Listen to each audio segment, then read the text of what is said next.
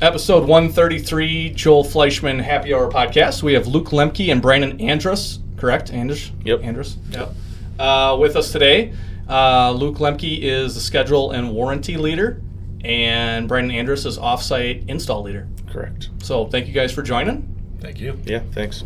I guess just to kind of get kicked off here, let's just do brief backgrounds, college, work-wise, what you were doing before. I guess we'll start with a newbie, the newer guy here, and Mr. Luke Lemke. I guess what was kind of the background prior to getting to Drexel? Yeah, right before Drexel, I was a district manager for Aldi for about 2.5 years. Left there just for, a lot of differences, and I would guess, I would say leadership and other things, as well as some situations obviously pushed me away from that as well. Prior to that, I was running some gyms like toward the Milwaukee area. Experience Fitness. Not a lot of people up here really know about them too much, but Experience Fitness? Yeah, Experience Fitness. So I was running the one in Hales Corners and West Dallas for a little while.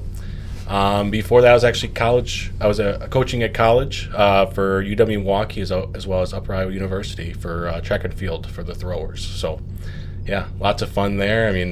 Obviously that's just still in my blood. I try to still attend track meets. Shoot, I was at the West Bend track meet not too long ago, watching, having fun. So, yeah. Do you miss it when you were there? Oh, yeah, every day I would say. Yeah, we've talked before about coaching a little bit, and that's kind of a separate podcast in itself, just about like college coaching specifically. You do it for literally what high school coaches do it for, crazy hours, and it's fun, right, to see the growth of people. But at some point, you need to grow up and get a big boy job or a big girl job. So, yeah, I guess we'll talk more a little bit on background as well. But Brandon, why don't you kind of go background-wise? Yeah, so pretty local to the area. Grew up in Oakfield, graduated school there. Actually went to school with Marcus and Brock from here for a few years at Marion, which is where I graduated from. Played a year of college football over at Ripon prior to that, my freshman year, and then transferred over to Marion and finished out there. From there, I did 1 year in banking, actually. No lie. Yeah, so I did that right after the recession hit, so that was 2010. So basically, my branch manager left about 6 months from me into that, and then I was stuck with all of the delinquency calls. So that was a quick indicator of I need to get out of this, because getting screamed at every single day on the phone. Quick intro to the real world. Holy exactly. Cow. That was a wild thing. Ended up at Mercury Marine in their research and development department. Did some endurance testing, and then moved into the dynos, and then ended up managing the dynos. Left that after 11 years, went into my own thing, started doing excavation work. I had a buddy that was starting a framing company. We both kind of worked collaboratively together for a while.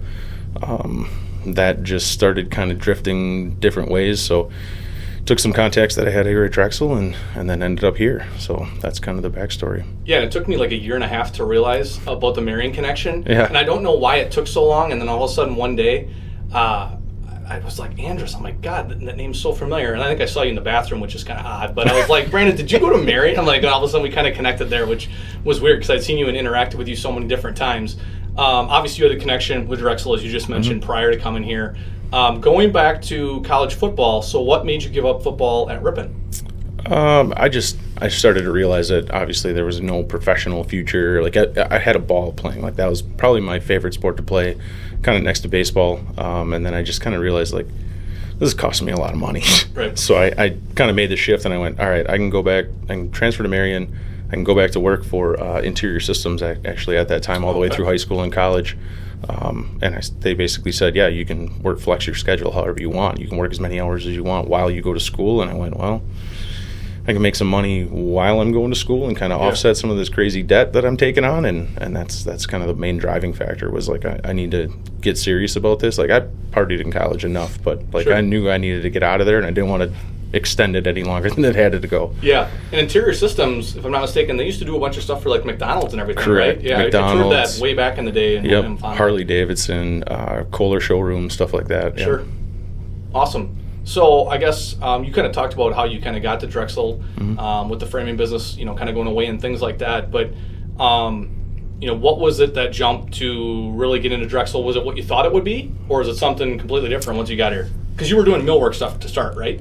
Exterior takeoff stuff. Yep. So exterior takeoff, and then exterior specialist upfront sales, QB, and now into this role. So Sure. it's been a while. I've never worked for anything near like what Drexel was. So I guess I really didn't know all of the ins and outs of it. how fast things can change. I mean, I've only been here, a handful of years, and I've taken 4 roles already, and I did 3 roles in 11 years at Mercury. So the speed at which this company changes is incredible. Yeah, I mean, they truly let you chase your passion down and throw your talent with that. It's right. Never been anywhere that doesn't have any boundaries to where you can go. Yeah, and Luke, obviously coming from Aldi. Now, what all things, because to me, Aldi's super interesting. Up north where I'm from, Antigo, they just finally put in an Aldi, so that's like the biggest thing that'll happen there in 5 years. People are jacked. What all went into what you were doing at Aldi? Because it seemed like there was a lot. Yeah. I was basically I was in charge of like 6 different locations, mostly around like the Milwaukee area. When I first got in there, I was more down in like Racine, Kenosha, Zion, Illinois, and when I moved out to West Bend, I moved my district up more into Milwaukee. So basically, just doing all things like loss, profits, walking through all that, scheduling. I mean, there wasn't anything we didn't do within a store. And down to inventory. So inventory days we were there, all hiring, all things like that. So it was everything. Everything. So we were there for every accidents at the store. 100%. Right. Yep. When we had a couple of cars drive through our stores and end up in the cooler or whatever else, we had to be there until it was all boarded up. So it was, even if it was a Saturday night at 5 p.m. and you were out Christmas shopping, nope, you go to that store and you deal with what's what. And even if I feel like that might have happened. 2 times it happened. Yeah, happened a couple of times. So yeah, certainly interesting situations. You have to make a lot of phone calls, especially if it's never happened to you, because it's not just like an SOP. Right. So because it doesn't happen all that often, but for the a little over 2 years that I was actually there, that for it to happen twice was a little wild. But yeah. So how did everything come up with Drexel? Because obviously, being in Illinois, Bears fan, just so you know, I don't know why we don't have that in our application. That's just been an instant disqualifier. But he is a decent dude, so I think we'll keep him. But what was your perception or understanding of Drexel, or was it just like, hey, that's open, I'm just gonna shoot my shot and go? No, so one of my good buddies down in New Berlin works for Drexel. So Alex Mallon, shout out. Yep. So he's a QB down there, and when I first got with Aldi, he was working. I think he had just either gotten into Drexel, or he was there for a short period of time, or he was there right after. But he was just telling me all like the awesome things about it, and just like the culture, all the wonderful things. And I was like if there's ever an opening like that you think would fit me, let me know. And this was way early on, way in the beginning of my Aldi career, where I was like, that could be something. And then after a little while, after I had left, finding jobs, looking around, applying to a lot of places, I was like, I don't know, I'm just going to go on that Drexel website and just see if there's something on there. And I did see a leadership position, and I was like, you know what, let's go for it. So went for it, and now here we are. And obviously, I'm assuming parts of what you were doing at Aldi, there are some components of what you did at Aldi, what you're doing here with scheduling and just, right, I mean, that kind of all those components together. For sure. Yeah, plain leadership, right, across the board. I take most of my leadership back from coaching anyway, and I just carried that all the way through. So I feel like that really helps in this. And the one thing that was really limiting at Aldi compared to Drexel, it was very limited the way they wanted you to lead. And here I can lead the way I lead. So it's a lot of fun that way, for sure. I guess I want to pick your guys' brains on talking about, obviously, right, I played, coached.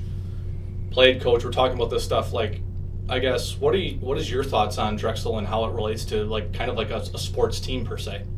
My perception is when I started working here, I am the exact opposite of Brandon. I can hang a picture on a wall and that's it. I'm not a DIY guy. I'm literally the most useless male when it comes to anything construction wise.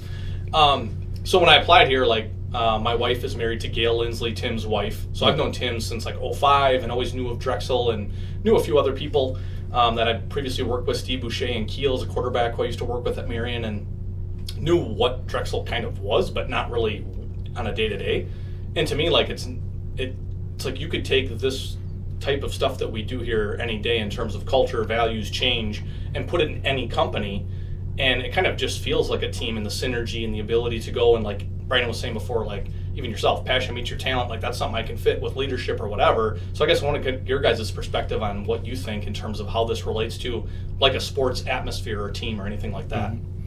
Yeah, honestly, I think the whole thing about a team and coaching a team is putting people in a position for success. right? Recognizing somebody's talents and putting them in that position and training them and teaching them how to elevate themselves to a level that they didn't know they could even get to. And I think that's kind of the mentality around here is we'll put you in a position, we'll train you, we'll dedicate a lot of time and effort to you to get you to a point where you didn't even know you could get. Right. And I think that's kind of like what I see out of it. Yeah, and you went through, what was that 3.0 or 2.0, the boot camp? The first or second? I think it was a third one. I think it was the third QB boot camp, yep. Yeah, and so how did that all change with, obviously, was it just opportunity with offsite and the install opportunity with leadership? Yeah, I mean, and I was just starting to get some traction and land some accounts and kind of make my way into the QB role and getting my feet underneath me at the sales side of it. And then I saw the role come up, and honestly, it was actually I was looking for a friend of mine at Mercury who had mentioned he was looking to come and move potentially. Sure. So I was actually looking for him, and then I saw the position come up, and I went, oh man, this really aligns more with my mentality from the field and being able to stay relevant in the field and kind of like take my skill set and help train and move into that. Yeah. So I actually reached out to Nate Sipple, and Nate kind of laughed because he actually just said, he goes, Did you talk to anybody about this, or did you because he was starting to actually mention to Nick Whitty and some other teams that based on what he saw from me in the QB camp when he was training us for offsite stuff, he wanted to pursue me for the role. So it was just like a weird coincidence. Within days, one of us was going to call the other one to go at this, and then it just kind of was history from there. So that's bizarre. Yes, it was kind of trippy. I'm like, no, I didn't hear anything from anybody. He goes, well, I was going to reach out to you on this. I'm like, so it worked out great, and I mean the team is fantastic, and I really enjoy where I'm at right now. When you were doing the framing stuff, you didn't have, I mean, I'm assuming, I guess I shouldn't assume, but I'm asking you the question, did you have any experience with the offsite stuff that we were doing, or when you came to boot camp, was that really your first full knowledge of what? Pretty much isolated to stick builds. Sure. Stick builds, and then again, like my business was more excavation related, doing dirt work, concrete prep, retaining walls, all kinds of stuff like that, and it just wasn't sustainable for me at this point in my life with kids that were relying on me, and the business was up and it was down, it was up and it was down. I was crazy busy for 2-3 months, and then I'd have like 2-3 weeks where I'd had nothing, and trying to stay out ahead of bids and trying to land jobs while you're trying to finish all the jobs, and you're really a one-man show on the excavation portion of it, and then also supplementing that and helping out another buddy on his framing business. It wasn't sustainable for me, and that's where I was looking for something to get back into something more stable and kind of run the excavation stuff as a hobby on the side and keep the equipment and kind of play that game that way. Yeah. I guess, Luke, as it refers to a team, what do you see, I guess even compared to your, right, whether it's Aldi, coaching, anything you've done in the past with the fitness stuff? Yeah, I mean, in referring to like Drexel as a team, right, amongst us, like just like he said, like just putting people in the best possible position to succeed, and a lot of big things that I see here is I did a presentation to my team talking about what not to do as a leader, and they were like, man, I've had so many leaders in past jobs and things like this, not at Drexel, where they were like this, or like, do as I say because I'm your boss or whatever else, instead of getting to that why. And I think with a coaching background or people in sports, like, you want to know why you're doing things, and you're not just get shoved into a position where they're like, just do this. Like, I told you just to go do this. So what were a couple nuggets that you gave your team? I just did a small presentation on things about the leadership capital that I brought up in one of our when Derek was here. Yeah, when Derek was here. And just talking about how you want to keep that leadership capital high. You think about like a currency in a bank account, and you're always trying to be in the positives, right? And it's always easy to add on when you already do have some currency stacked up into the bank, rather than you're in the negatives, because then you're just climbing out of the hole. And certain things that you don't want to do is obviously pull rank. Like, if you're just pulling rank to pull rank because you said I told you to do this, I'll tell you later. It's like, they are not going to put 100% into that task next. Right. They are going to do the absolute bare minimum just to say they did it right, or just to say they did it. And there's a lot of different things that you can do, obviously, to definitely take withdrawals out of that and never replenish. And especially putting that foot down and just pulling rank, that would definitely pull you all the way down, even more so than anything you could possibly do to gain that currency, gain that capital within your bank account. So that's how I kind of like view things whenever I'm asking to do a favor that's sort of outside the realm of what they're doing, is definitely like, all right, make sure I have enough capital built up, enough currency built up that if I ask this, I know I can come back from it. But also, if it's things that are just so crazy, like what else can we figure out? So, yeah, you're just always trying to keep that nice and high, because once you get down in those negatives, or even get down to zero, I mean, that starts to put a toxic work environment together, and that really, it's tough to get things accomplished going forward. They're not going to work hard for you. They might work hard for their paycheck, but not for you. Yeah. And you realize people will go above and beyond for you, even when you're not asking them to, because you have already so much currency in that capital. And that's what I think is so good to see at a young age when you have different jobs, whether it's high school, college jobs, or your entry level jobs as you graduate college or finish high school or whatever. But just seeing like kind of shadier work environments, as much as that sucks at that time, it's really good to see. Because I think even some people, you get into things that are really good right away, and you just either don't have that appreciation, or maybe just self-awareness that, this is not how every place is. Obviously Drexel, right, there's a lot of internal leadership, whether you actually have a leader title or not, to be able to bring up changes, and that's not necessarily the case everywhere. And people that literally have that self-awareness of like, my bank is low, like I need to, if you're always thinking of that, right, as you interact with somebody, I feel like you're always going to have a positive interaction of some sort, right? Mm-hmm. As opposed to just going in and be like, do this, or this is how it should be, and not building that relationship. But I guess, Brandon, as you being a new leader with Offsite, and obviously we've seen a ton of growth from 23 to 24, and now even 24 to 25 with starts that we have going every single week. I guess, what have you seen from just the Offsite side of things, obviously from Nate and the whole team, and just how that momentum has been carrying over again from the last few years as we've continued to grow? Yeah, and it seems like everything is going really good. We have been on the recruiting train like crazy, trying to find labor. The requests keep coming in to find more labor for different territories. I never thought it was going to be that hard to close labor. I mean, we're literally offering to pay, keep guys busy, pay and stuff. It gets to be a lot. There's a lot of guys that are used to stick builds, and you got to try to get them to shift their mindset to how that works in the offsite world, and takes the strain off their body. And it's a lot more crane time, which does freak out a lot of guys because that's an expensive thing. So that's been a big eye opener as to how hard it is to close these guys, to bring them in as vendors, as sub crews. But yeah, the offsite world is crazy, and the amount of changes that have gone on with that team up in Amherst, and the quality changes that they're attempting, and all the different things that they're implementing based on what builder feedback, our sub crew feedback, our blue crew feedback as to what we're seeing in the field, and then they're actually going and changing it. I mean, that's one of the biggest things with follow through and getting people to buy into a program.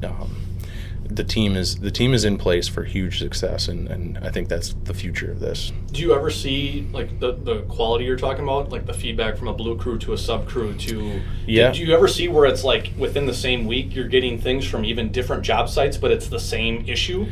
We just actually had a new set this week, and it was a crew that they had actually bid the job as a stick job.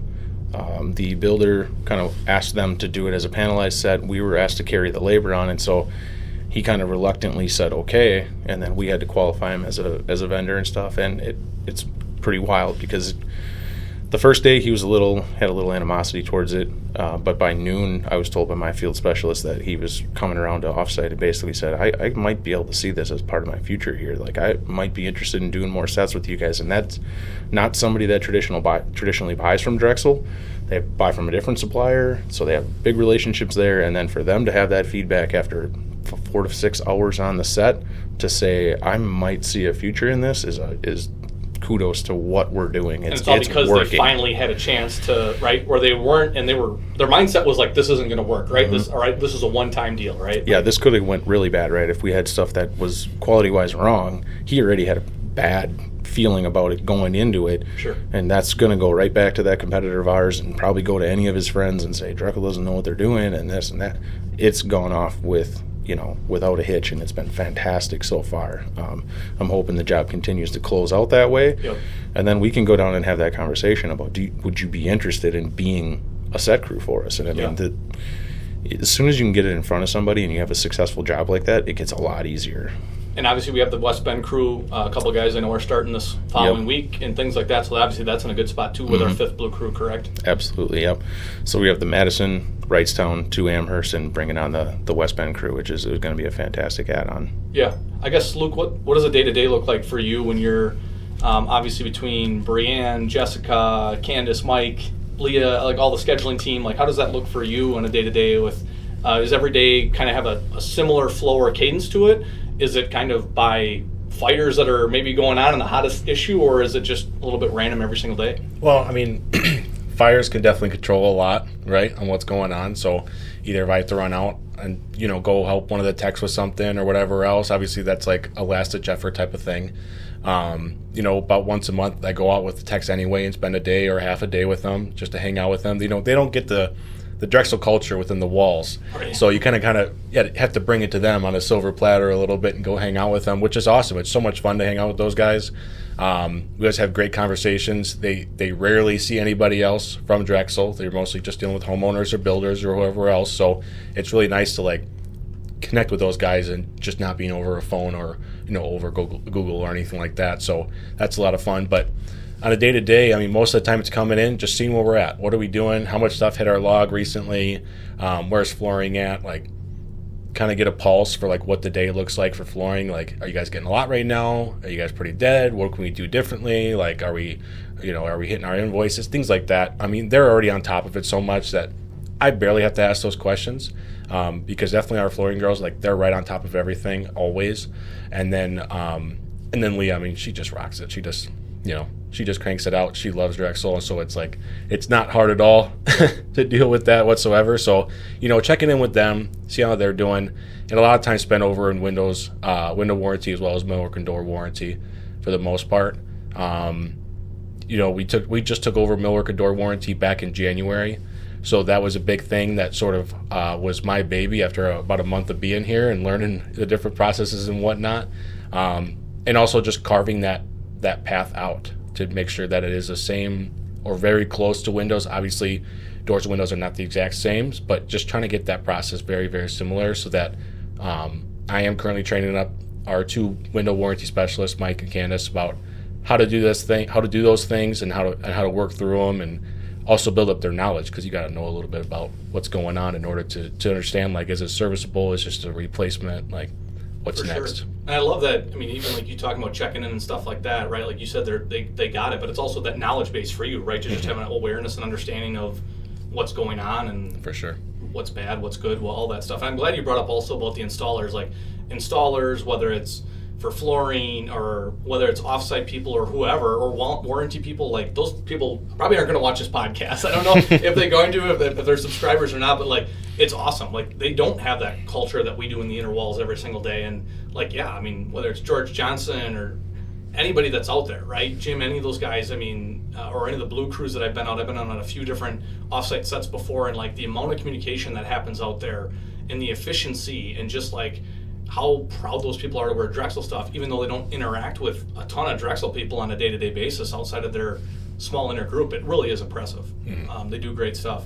I guess as we kind of conclude here, I asked this to Nick and Brady last week. What do you guys like to do outside of work? What's some things you guys enjoy for hobbies or family or anything like that? Well, summer pretty much gets run by baseball in my household. I've got 3 kids. I've got a 9-year-old, a 6-year-old, and a 4-year-old. So 2 boys first and the girl last. So the boys pretty much run the world with baseball.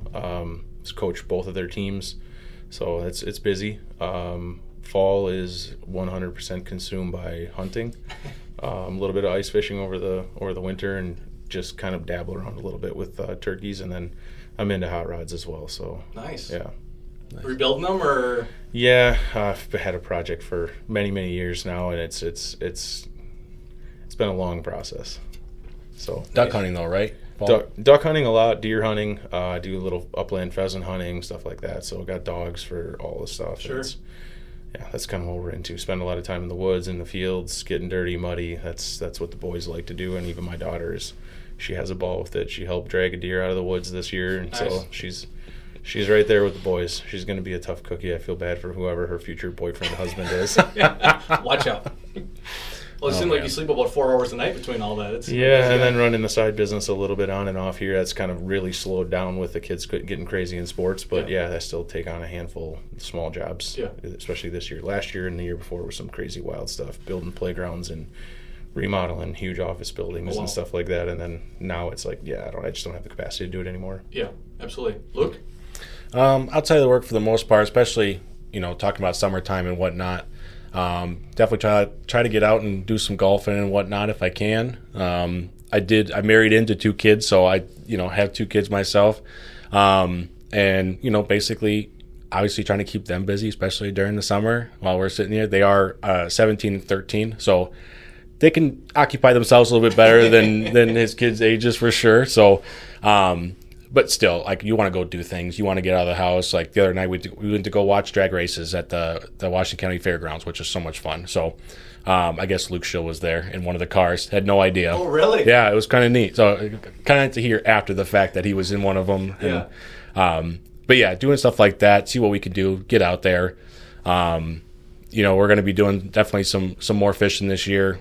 Last year was a little bit crazy, just getting to West Bend, just moving there, kind of settling in and whatnot. But this year, definitely a lot more fishing is definitely in store. So, and then stuff I do mostly across the winter time. I mean, I don't unfortunately don't hunt or anything like that.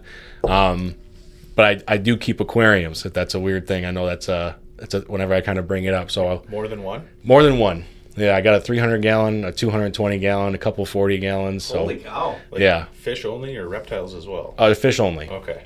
Yep, fish only. No reptiles in the house. So, just something I've been in for a long time, and they call like the colder months like aquarium season, and so there's like swap meets and things like that. We'll go attend and things. I don't know. It's just a fun hobby. Have you ever given Joel any pointers on what he should be doing downstairs then? I redid his whole tank. You did? Yeah, I yeah. Did it? No. Oh yeah. I mean, I escaped that and everything like that. I probably bought 80% of his fish that are in there for him and stuff like that. I got reimbursed, but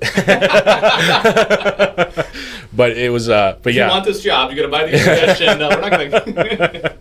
No, it was a lot of fun. I did rescape it and everything. I mean, he's added some plants and such since then, and yeah, I mean, ever since I heard about his 2 goldfish dying, after that I kind of walked up to him. I said, I can help you out here. So for sure, that's what we kind of did right away. So yeah. So for your aquarium needs or your excavating needs, folks, or your hunting needs, I guess billboard. To finish up, there's one billboard. It's on 41, 94, whatever highway you want to travel along that people would see. Family, friend related, some quote that matters to you. What would it be and why? So I guess mine would actually relate to the hot rods. It's a quote by David Freiberger. It's actually, don't get it right, just get it running. So I'm not actually following that mantra right now, which is why it's taken me 10 years to try to get to where I'm at. Speaking it to an existence, here we go. Exactly. So it rings home.